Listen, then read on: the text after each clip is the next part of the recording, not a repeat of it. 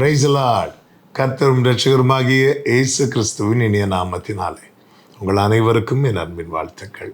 இந்த நல்ல நாளை காண செய்த தேவனுக்கு ஸ்தோத்திரம் உண்டாவதாக. கர்த்தர் உங்களோடு இருந்து உங்களை ஆசீர்வதித்து நடத்துவாராக.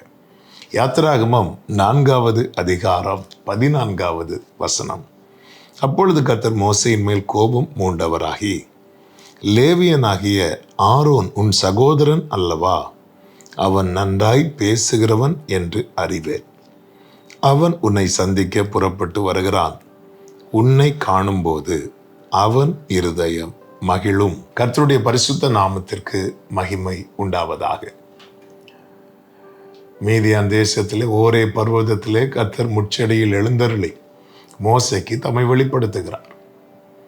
மோசேக்கு தம்மை வெளிப்படுத்தும் போது கர்த்தருடைய திட்டத்தை சொல்லுகிறார். மோசே, உன்னை அனுப்புகிறேன், வா, உன்னை கொண்டு பார்வோன் கைக்கு இஸ்ரவேலரை நீங்களாக்கி ரட்சிப்பேன் என்று சொல்லும்போது மோசே ஒவ்வொரு காரணத்தையாய் சொல்லி சொல்லி சொல்லி சொல்லி அதிலிருந்து விலக பார்க்கிறான். கடைசியாக சொல்லுகிறான், ஆண்டவரே, நான் வாக்கில் வல்லவன் அல்ல, வேறு யாரையாவது அனுப்பும் என்று சொல்லும்போதும் ஆண்டவர் சொல்லுகிறார், நான் உன் வாயோடு இருந்து பேசுவேன் என்று. அப்படி சொன்ன பிறகும் அவன் சொல்லுகிறான், வேற யாரையாவது அனுப்புங்க. அப்பொழுது கர்த்தர் ஒரு காரியத்தை வெளிப்படுத்துகிறார். என்னவென்றால், இங்கே ஆரோனை கர்த்தர் அவனுக்கு சொல்லுகிறார். ஆரோன் வேறு யாரும் அல்ல, இந்த மோசேயின் சகோதரன். ஆனால் ஆரோன் எப்படிப்பட்டவனாய் இருக்கிறான் என்று கர்த்தர் சொல்லுகிறார் பாருங்கள். அவன் நன்றாய் பேசுகிறவன் என்று அறிவேன்.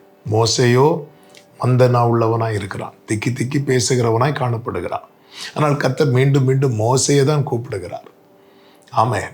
நமக்கு அப்படி ஒரு ஆப்ஷன் இருக்குமானால் நாம் கண்டிப்பாக ஆரோனிடத்தில் தான் போயிருப்போம்.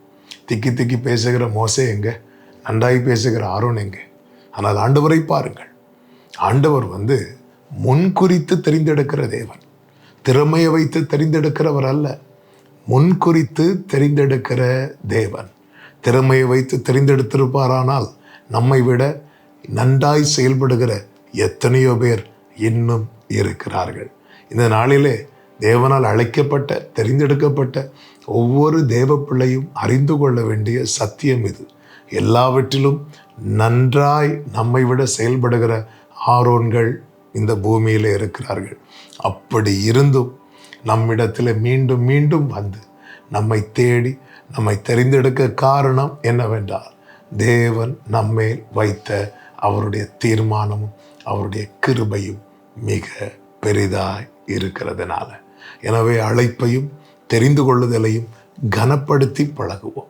நம்மை விட எல்லாவற்றிலும் நன்றாய் செயல்படுகிறவர்கள் நம்மை சுற்றிலும் இருக்கிறார்கள். அதை தாண்டி தேவன் நம்மை தெரிந்தெடுத்திருக்கிறார். இதை தான் 1 கொரிந்தியர் 1 சொல்லப்பட்டிருக்கிறது, ஞானிகளை வெட்கப்படுத்த பைத்தியங்களை தெரிந்தெடுத்திருக்கிறார் என்று. ஆமென். நம்மை தெரிந்தெடுத்திருக்கிறார் என்றால் நம்மை விட ஞானிகள் இருக்கிறார்கள் என்று அர்த்தம். பலமுள்ளவைகளை வெட்கப்படுத்த பலவீனமானவைகளை தெரிந்தெடுத்திருக்கிறார். நம்மை தேவன் தெரிந்தெடுத்திருக்கிறார் என்றால் நம்மை விட பலமுள்ளவர்கள் இருக்கிறார்கள் என்று அர்த்தம். உள்ளவைகளை அவமாக்க இழிவானவைகளை, அற்பமாக எண்ணப்பட்டவைகளை தெரிந்தெடுத்திருக்கிறார். எனவே தேவ பிள்ளைகள் இதை புரிந்து கொள்ள வேண்டும். நன்றாய் பேசுகிற ஆரோன் இருந்தும் மோசையை தேடி வர காரணம் அவர் ஏற்கனவே முன்குறித்தது. கர்த்தர் நம்மை ஆசீர்வதித்து கிருபையாய் நடத்துவாராக. ஜெபிக்கலாமா? எங்கள் நல்ல தகப்பனே, இரக்கமுள்ள தேவனே, எங்கள் மேலே நீங்கள் வைத்த அன்பின் ஆண்டவரே ஆழம் எவ்வளவு பெரியது. எங்கள் மேலே ஆண்டவரே நீர் வைத்த அன்பின் நிமித்தமாக எங்களை தெரிந்தெடுத்த உடைய கிருபைகளுக்காக நன்றி. இதை கனப்படுத்தி வாழ கிருபை செய்யும். இயேசுவின் நாமத்தில் பிதாவே, ஆமென்.